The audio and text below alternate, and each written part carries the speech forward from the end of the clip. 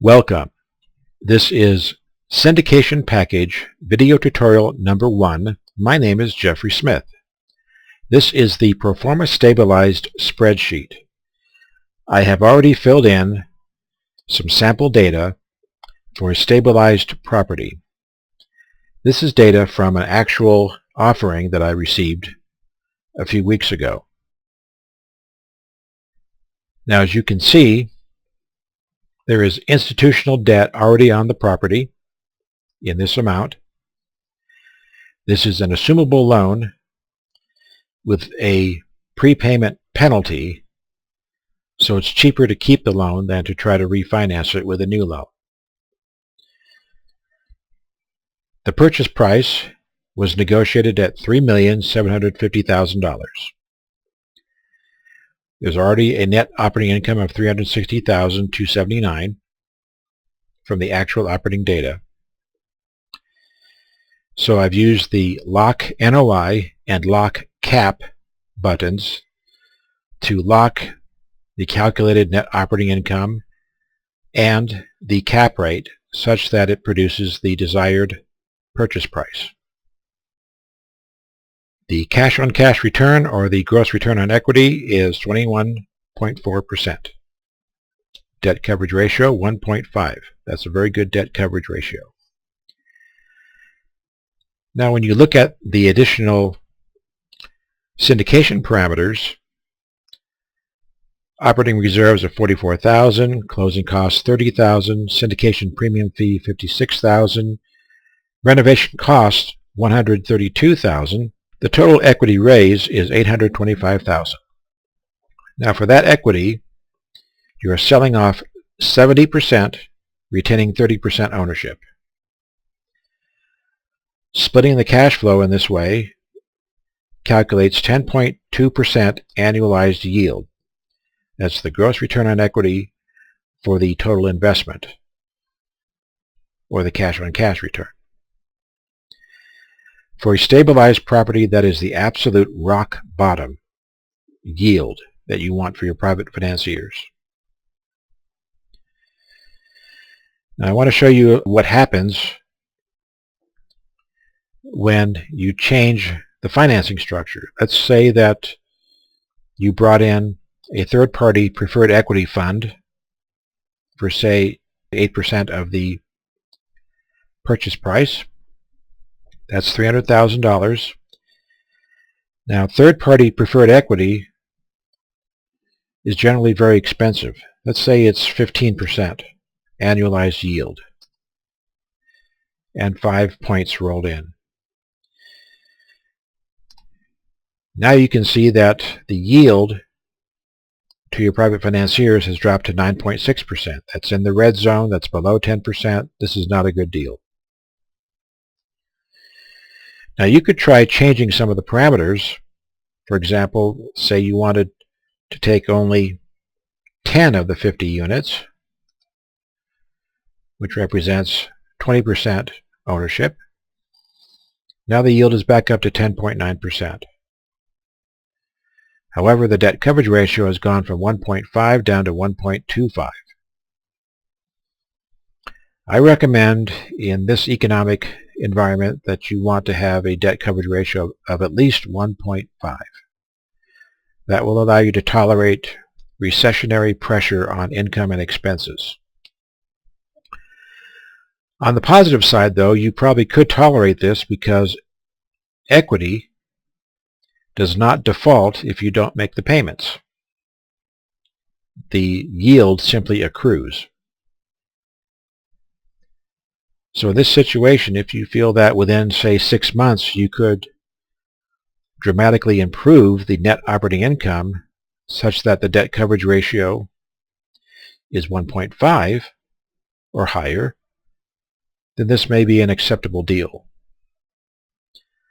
Now, on the other hand, suppose you actually own this property with this much debt on it and you want to syndicate off a percentage of the equity to raise cash so that you can invest that cash in another property. In that situation, maybe you want to take less of a yield say 7%. Now the debt coverage ratio is 1.35. That's about the least amount of debt coverage ratio you'd want for institutional debt. FHA has that minimum debt coverage ratio, 1.35. The yield to your private financiers is now 14.33%. That's a very good yield. So essentially, what you're doing is selling off almost 7% of your equity for $262,000 cash. The rest of this cash remains in the LLC that owns title to the property. And you can use that $262,000 somewhere else, perhaps to buy another property.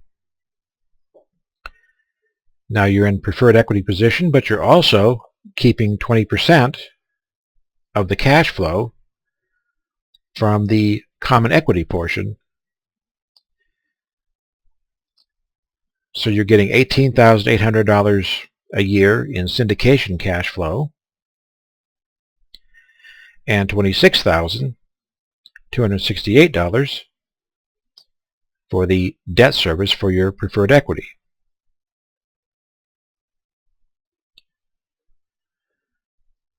Let's go back to the original parameters.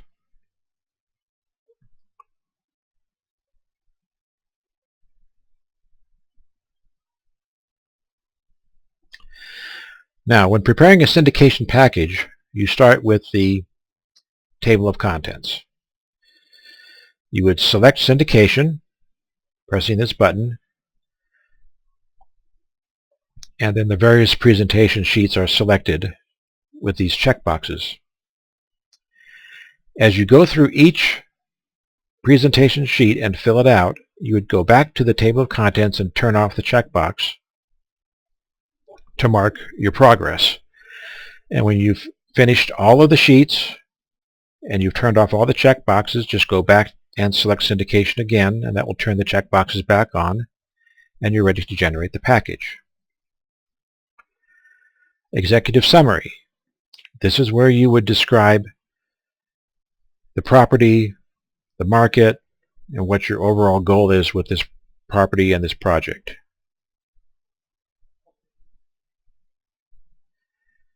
You describe the principals, including yourself, in just a basic 4-liner blurb. If there are more principals, just use the additional space. And your exit strategy and how the equity is structured.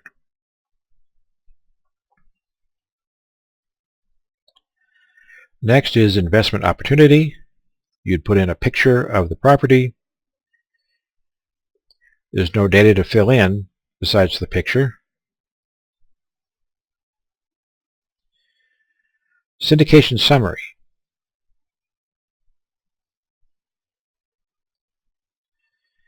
This describes the basic financial structure and the membership LLC, how it will be financed, and how the money is split up. We highlight the membership unit price because this is the price that they are paying per membership unit in the LLC, $20,625. This is their anticipated cash flow per membership unit.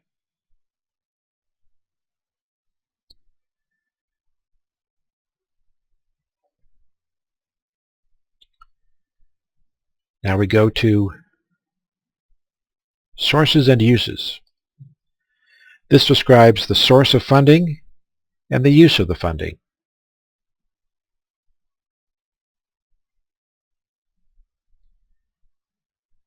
You'll see that the total sources and the total uses match up. And if you like, you can insert some detail lines here to describe where the money is going.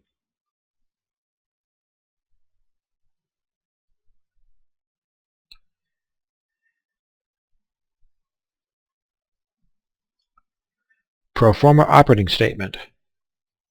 This is taken from the operating statement on the offering memorandum.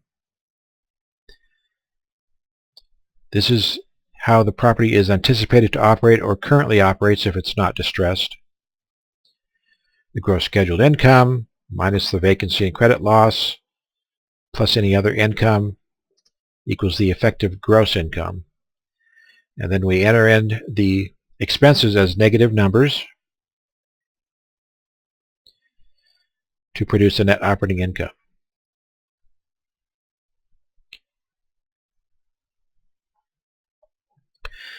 Now these expense numbers, we have this TED worksheet, Translate Expense Detail.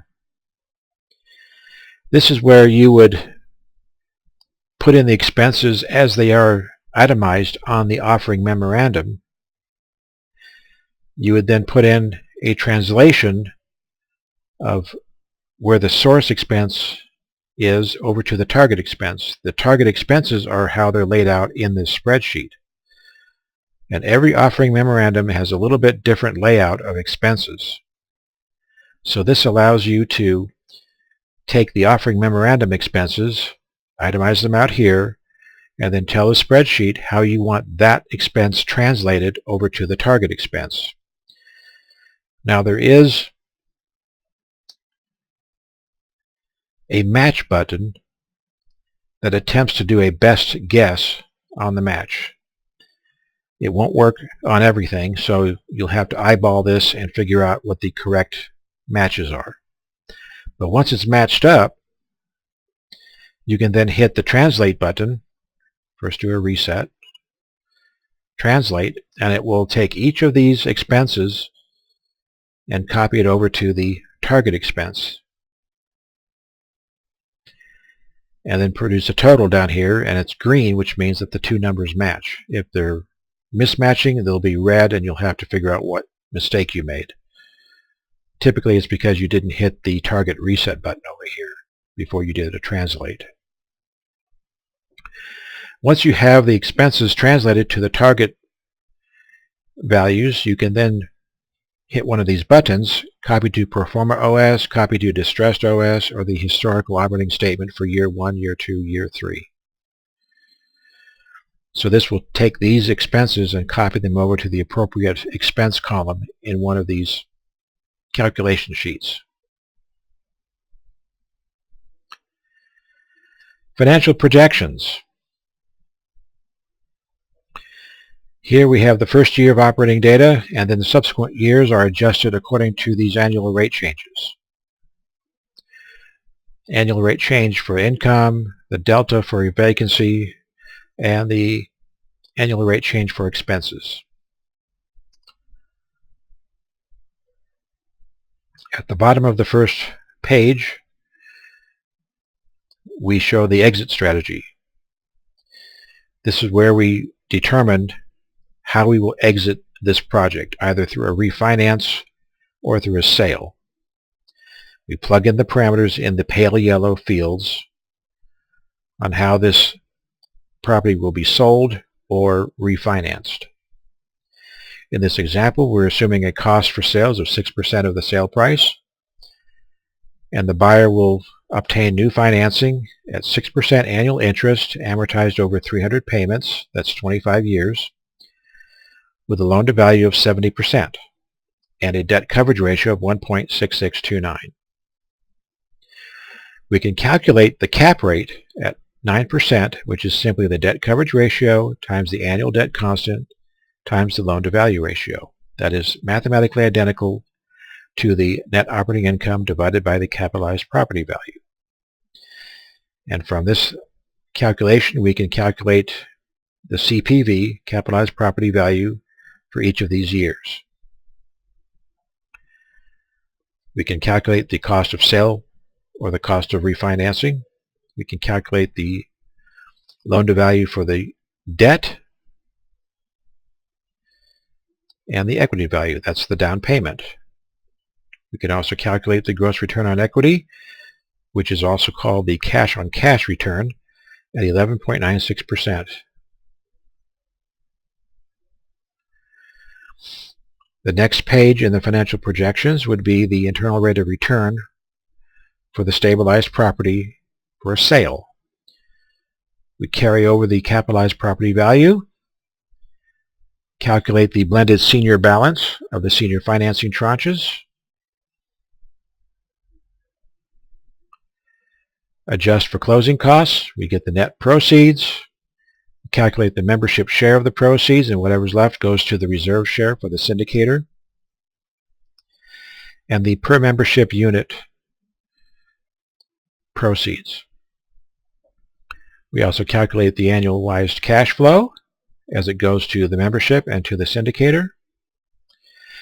And then we calculate the exit strategy and what goes to the membership and the internal rate of return and what goes to the syndicator. Remember that the syndicator is subordinated equity. They get paid last. Now, if you are refinancing, there's another page for the refinance calculations. You can see here that the refinancing shows negative returns for the first 3 years. You have to hold this property for a total of 4 years to get any kind of return at all on a refinance. And that internal rate of return is 12%. But remember, the refinance is supposed to pay off all of your initial acquisition and carrying costs and repositioning costs. So you're supposed to get back all of your investment and still own the property, and so the cash flow beyond that refinance is all infinite yield because you have no net cash invested. EM is equity multiple. That's a very important number. Many sophisticated investors look at the equity multiple, which is how much cash they put in and how much cash they got out. So in this case, for year 4, the equity multiple is 1.46. That means for each dollar they put in, they got back $1.46. So they got back their entire investment plus another 46 cents per dollar.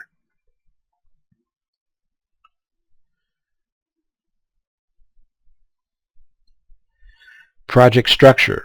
This is boilerplate. Describes a summary of what a syndication deal is. There's no input on this. It's just a boilerplate explanation of how syndication works. Market overview. Most properties that you analyze will be offered by a commercial real estate broker, and they will deliver an offering memorandum. It's a very fancy, very colorful PDF file with a lot of jargon and blurbage in there about how great this project is and how great this city is. You can copy and paste a lot of that blurb into this page, as I have done. However, the next page, which I haven't filled out in this case, is the risks and mitigating factors. This is the stuff that you won't find in an offering memorandum. Commercial real estate brokers want to show only the good side of a deal, and they're very reluctant to show the bad side. This is where your due diligence will pay off handsomely, because you want to inquire with parties that are local to the property. For example, property management companies, utility companies, police and fire, that sort of thing. Figure out what the real situation looks like. Explain all the potential risks that you know about this project, and the mitigating factors is how you intend to circumvent or correct those issues.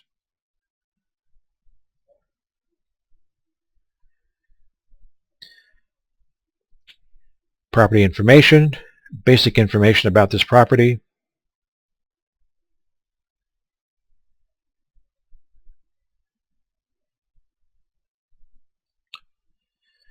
Property pictures, obviously very important.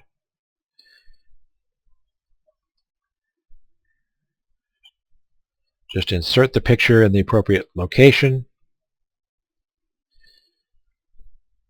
Comparable sales.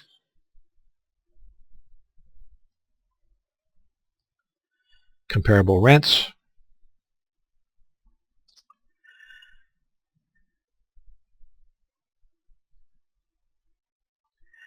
unit mix. We're showing actual rent per month here. We also have a column for pro forma rent if the rents are significantly below market rent. You'd put in the pro forma rent here.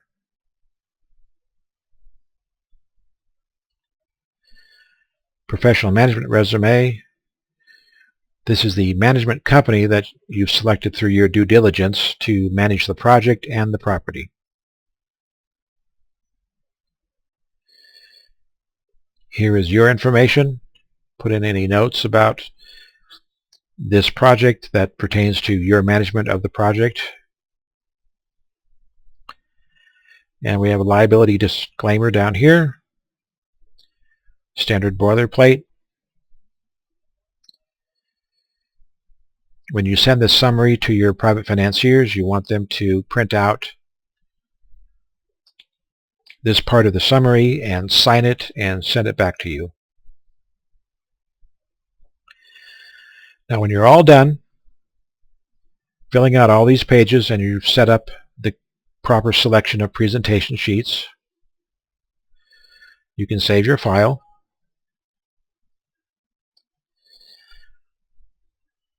Then click Generate Package.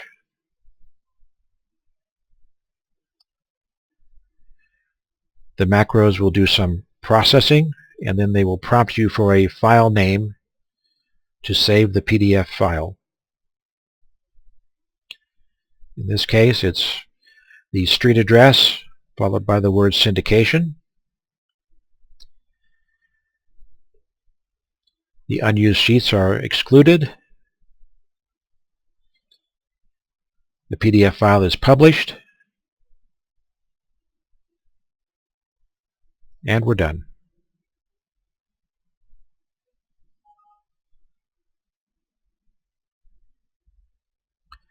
You can go to this syndication file, open up the bookmarks. Control B adds a bookmark. We'll call this cover page. Now you can scroll through this one page at a time. Triple click, press Control B, and we add that title to the bookmarks. Go to the next page, Control B, and just continue this process through the entire file.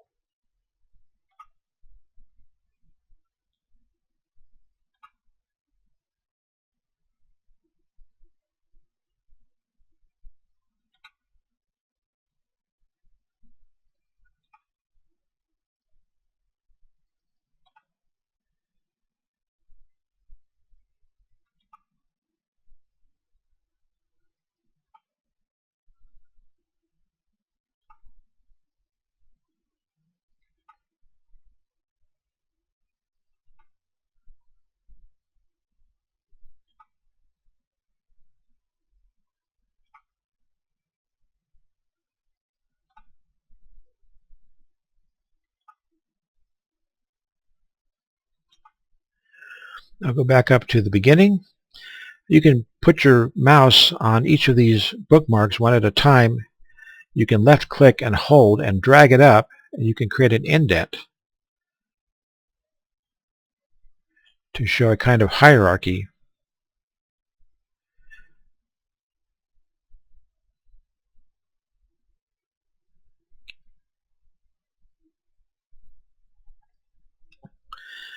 Now that you've done that, hold Control D, as in dog. Document Properties comes up, and under Initial View, change it to Bookmarks Panel and Page. Change the page layout to Single Page, Center Window on Screen. And this view that you see here will be how your private financier sees this document when he initially opens it. Now save it, and we're done.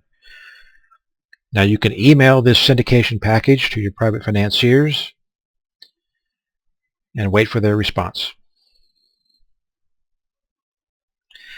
This has been Syndication Package Video Tutorial number 1. My name is Jeffrey Smith, and thank you for your support.